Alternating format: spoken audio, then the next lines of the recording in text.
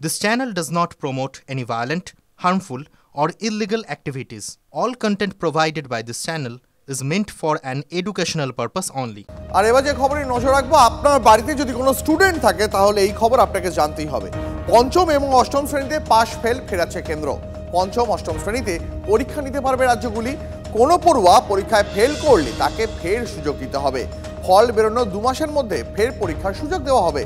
দ্বিতীয় পরীক্ষা তো ফেল করলে পরবর্তী ক্লাসে উন্নীত করা যাবে না, কোনো পড়ুয়াকে স্কুল থেকে বহিষ্কার করা যাবে না, বিজ্ঞপ্তি দিয়ে জানিয়েছে শিক্ষা মন্ত্রক। আর শিক্ষা মন্ত্রক যখন এই বিজ্ঞপ্তি দিয়েছে তারপরেই এক্স হ্যান্ডেলে পোস্ট করেছেন Bratya Basu. UEM Jaipur is a perfect target for prospective students aspiring for good jobs, good education with future-ready skills.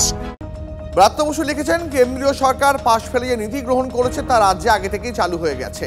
কেন্দ্র আসলে মমতা বন্দ্যোপাধ্যায়ের সরকারের নীতিকেই অনুসরণ করছে, এমনটাই দাবি করেছেন রাজ্যের শিক্ষামন্ত্রী। আরও বিস্তারিত কথা বলবো, আমাদের সহকর্মী সুমন রয়েছেন এই মুহূর্তে আমাদের সঙ্গে সরাসরি। সুমন, তার মানে একদিকে কেন্দ্রের বিজ্ঞপ্তি, আরেকদিকে রাজ্যের শিক্ষামন্ত্রীর এক্স হ্যান্ডেলে পোস্ট।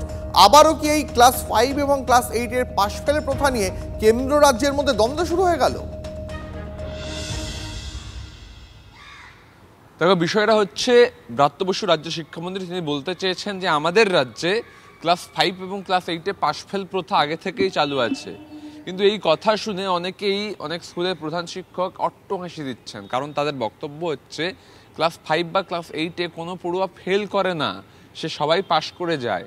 এখন সেন্ট্রাল গভর্নমেন্ট যে RTE অর্থাৎ রাইট টু এডুকেশন আইনে যে সংশোধন এনেছে, সেখানে তারা বলছে ক্লাস 5 এবং ক্লাস 8-এ প্রয়োজনে পড়ুয়া ফেল করতে পারে যদি সে সঠিকভাবে না শেখে।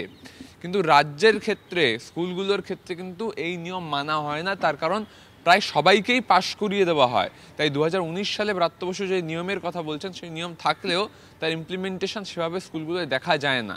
এখন রাজনৈতিক কারণে কি ব্রাত্য বসু এই মন্তব্য করছেন, এই প্রশ্ন অনেক শিক্ষাবিদ তুলছেন। তবে এটা ঠিক যে সেন্ট্রাল গভর্নমেন্ট যে নিয়মের কথা বলছে, রাজ্য এই নিয়ম 2019 সালে ইমপ্লিমেন্ট করেছে, কিন্তু তার প্র্যাকটিক্যাল ইমপ্লিমেন্ট সব জায়গায় দেখা যায় না। পাশ ফেল প্রথা ফিরে আসা উচিত কি উচিত নয়, এই নিয়ে একটা বিতর্ক হতে পারে। তার কারণ শিক্ষাবিদদের একাংশ মনে করেন পাশ ফেল প্রথা থাকলে অনেক পড়ুয়া, প্রান্তিক শ্রেণীর পড়ুয়া, তারা স্কুলের পঠন পাঠন থেকে দূরে চলে যাবে। আবার অনেকে মনে করেন পাশ ফেল না থাকলে আসলে পড়ুয়ারা কিছুই শিখবে না। সবটা মিলিয়ে এই মুহূর্তে কিন্তু কেন্দ্র এবং রাজ্যের মধ্যে একটা দড়ি টানাটানি। রাজ্য শিক্ষামন্ত্রী কেন্দ্রকে কটাক্ষ করছেন, আর কেন্দ্রের শিক্ষা প্রতিমন্ত্রী রাজ্যকে কটাক্ষ করছেন। একেবারে সুমন আমাদের সঙ্গে থাকো। তবে এই মুহূর্তে যেমনটা সুমন বলছিল যে শিক্ষাবিদদের মধ্যে নানা মুনি নানা মত, কি বলছেন পবিত্র সরকার শোনাবো আপনাদের, পাশাপাশি শোনাবো কি বলছেন অভিক মজুমদারও।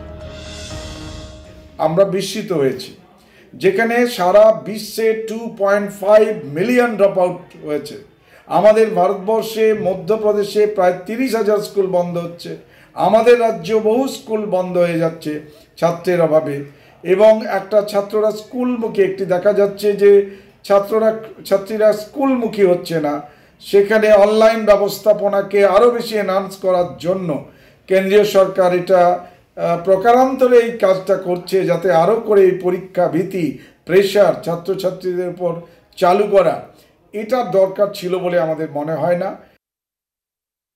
কোনো পরিসংখ্যানের ভিত্তিতে তারা এই সিদ্ধান্তে এসছেন কিনা আমি জানি না, ফলে হয়তো এই সিদ্ধান্তটা নিয়েছেন যে এবার লেখাপড়ার গুণগত দিকটা একটু দেখতে হবে, কতটা শিখছে দেখা যাক। এটাও হয়তো একটা সাময়িক সিদ্ধান্ত হবে, পরের পরিবর্তন দরকারও হতে পারে আমার পরিসংখ্যানের ভিত্তিতে।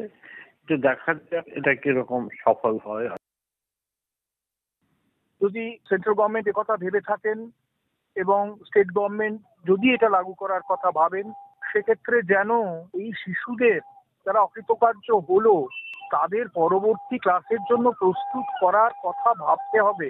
নইলে কিন্তু এই অকৃতকার্যতা এক ধরনের শিশু শ্রমিকের সাপ্লাই লাইনকে পুষ্ট করবে, সেটা খুব অভিপ্রেত বিষয় নয়।